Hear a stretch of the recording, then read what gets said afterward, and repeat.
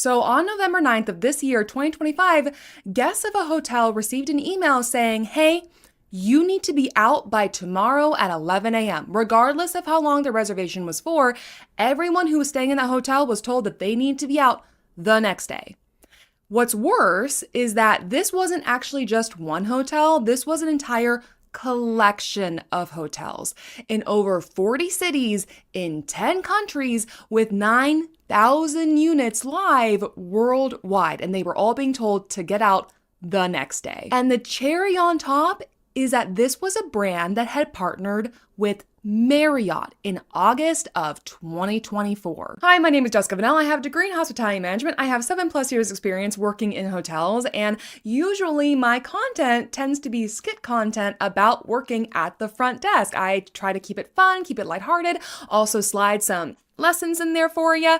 And sometimes I also like to make explanation videos talking about different aspects of hotels and how they operate and my perspective on how it all works. But I had someone who commented on one of my skit videos saying, hey, you need to talk about the Sonder disaster. And I had no clue what this person was talking about. And then when I looked it up, I fell down a rabbit hole. And now I may or may not have an 8-page script sitting in front of me of all the research and things I found out about this whole disaster. It's absolutely wild. I cannot believe that this major hotel brand, Marriott, messed up this badly with guest recovery. And it's just, there's so many interesting lessons to learn from this. And I hope that Marriott learns it.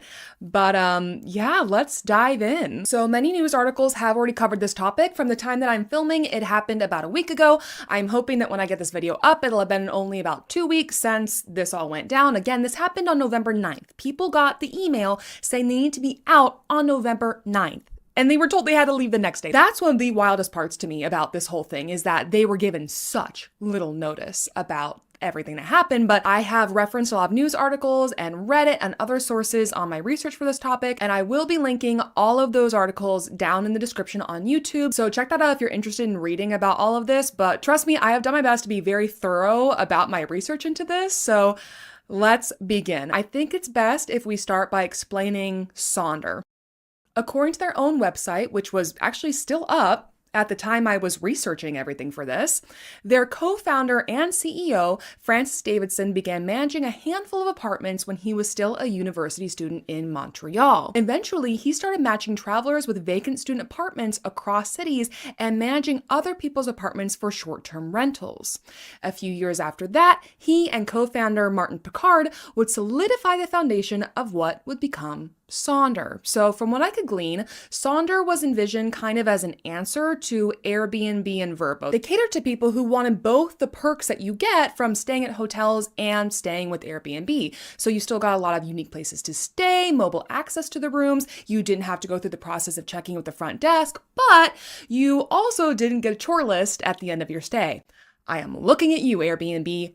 What is with these massive, Airbnb is a whole other topic I need to go over someday. Yeah, I cannot go into it right now. I will fall down a tangent and the script is 8 pages. The best part of Sonder too was that they were very affordable. So you got kind of a boutique hotel experience without paying boutique hotel prices. For example, a 3-week stay that would cost $7,000 in New York at the downtown Manhattan Residence Inn would instead cost just $2,633 for Sonder at Battery Park. And if you're thinking, wow, Jessica, that's a really specific place and price, yeah, just you wait, we'll get into that. So in the first 5 years, Sonder went from 0 to $143 million in revenue by 2019.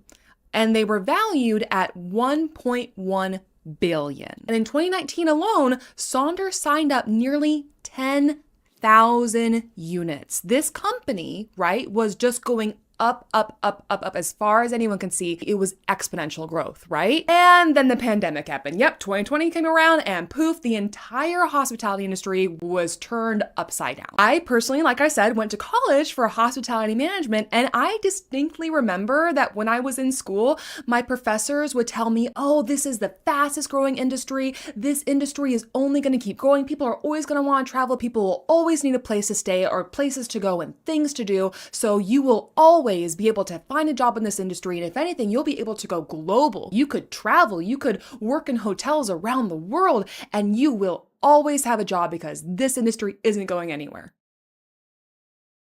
Yeah, let me tell you, the hospitality industry got humbled very fast when the pandemic happened. Now remember, Sonder had gone global, right? They were in 40 cities in 10 different countries, and then the pandemic starts sweeping over the globe. So by March of 2020, Sonder had laid off a third of their team. And unfortunately for them, once COVID restrictions lifted and travel came back, they still struggled to recover. I mean, keep in mind that during the pandemic, a lot of businesses figured out that they could just hold their meetings over Zoom. And once the restrictions lifted, these companies figured, why would we pay our employees to go fly to a different city to have a meeting that can just be held over Zoom? Right? So even though travel was rising, it was primarily leisure travel that was coming back. Business travel was not. And since Sonder had a lot of properties in big cities, not getting the business travel really hurt. So for the first 5 years, Sonder had seen nothing but growth. But for the next 5 years after the pandemic, Sonder would be fighting for survival. They had to walk away from a lot of properties that they had already opened, and they had to walk away from properties that they were planning on opening. They cut overhead costs, they made their company public, but it still wasn't really helping. So then why did Marriott sign a deal with them if they were obviously struggling? Well, because Sonder had signed so many properties on pre-pandemic, the company still was showing some signs of growth, and apparently it did look like they were on their way towards being profitable again, right? And their CEO thought that maybe the thing that would really push them over the edge and help them get back to profitability would be to partner with a major global brand like Marriott. And by the way, a lot of the information that I got about this history and what happened during and post-pandemic is sourced from the CEO and co-founder himself. In June of 2025, Francis Davidson, the CEO and co-founder, actually posted an article onto LinkedIn titled "My Last Day as Sonder CEO." And what's interesting is that it was Davidson who headed this negotiation for a contract with Marriott, and he said that this was the hardest thing he had ever done, was getting this deal signed. But he did it. He made it happen. In August of 2024, Sonder announced that they had partnered with Marriott, and they were no longer just Sonder, but they were Sonder by Marriott Bonvoy. Marriott's deal with Sonder, by the way, was supposed to be a 20-year licensing agreement, but they ended it. Yeah, that's right. Marriott is the one who cut ties with Sonder. According to Marriott's news release on November 9th, they ended their 20-year licensing agreement because Sonder defaulted on said agreement. Now, they didn't give any more details beyond that, but Sonder did file for Chapter 7 bankruptcy immediately after Marriott's announcement, so I don't think the dots are very hard to connect. All right, so what is Chapter 7 bankruptcy? Well, it's liquidation. Or in other words, sell it all and clear my debts, please. Which is why apparently people who were staying at Sonder's properties when this news broke were just told to get out. They had to close the doors and start the selling process, I guess. This email, by the way, was sent by Marriott Bonvoy, and actually someone posted it, and here's exactly what it says. First, we want to thank you for your loyalty, and we sincerely appreciate you choosing a Marriott Bonvoy property for your stay. We regret to inform you that Marriott's agreement with Sonder Holdings has ended, and Sonder properties are no longer part of the Marriott Bonvoy portfolio. As a result, we are unable to continue your reservation beyond today, and we are kindly requesting that you check out of the property as soon as you are able. We deeply regret the disruption this causes and understand how inconvenient this is during your trip. Please accept our apologies for this unexpected change and know that we are here to make this transition as smooth as possible. A refund for the remaining portion of your stay will be processed on the card on which the advance deposit was processed, and we are working with the credit card processor to get a refund processed as quickly as possible. To assist you, our customer care team is prepared to work with you to secure alternative accommodations for the remainder of your stay. For immediate assistance with rebookings, or if you have any questions, please contact the customer care team at link or visit Marriott.com to rebook your stay. Thank you for your understanding and continued loyalty. We hope to welcome you to another Marriott Bonvoy property soon. Sincerely, Marriott Customer Care. Oh boy. So where do I even begin with this one? I think we need to break it down line by line. So first of all, they didn't make this transition smooth at all, okay? People had to find alternative accommodations the next day. For some people, the same day, because they woke up to this email. There are multiple reports of people who were stuck on the phone with Marriott who had to go and just find a different hotel on their own, sometimes at a much higher price.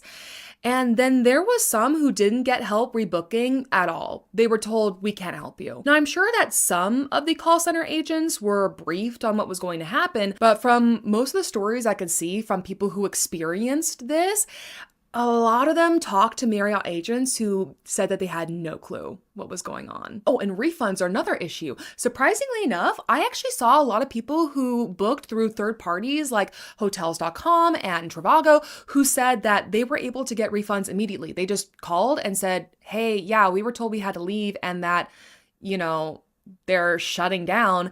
And these third parties said, oh, no problem, queen, here's your refund. But what's crazy is that was not at all the same for people who had booked directly with Marriott. Now, don't get me wrong, there were a lot of people who commented saying, yeah, no, I got my refund pretty much immediately, which is fabulous. But there were a lot of people who also booked directly who said that they were having trouble getting a refund at all. And what's so insane is that Marriott themselves went back on their promise. On Sunday, when all this was announced, as I just read in that email, they promised to help work with credit card companies to get refunds. But then on Tuesday, Marriott turned around and said that customers who had made a Sonder reservation through Marriott channels should contact your credit card issuing bank to initiate a refund request. Excuse me? I genuinely don't know what's going on here. These people booked directly with Marriott. They even say customers who book through Marriott channels. Like, what do you mean? How are you telling people who book directly with you that they need to go to their own credit card companies and dispute this payment? And what's worse is there are some people who prepaid for upcoming stays months in advance. Like, you think about the holidays are right around the corner. They want to secure their bookings in the beginning of the year, so they booked over 6 months ago. And a lot of credit card companies have policies that you cannot dispute a charge if it has gone over a 3, 5, 6 month period.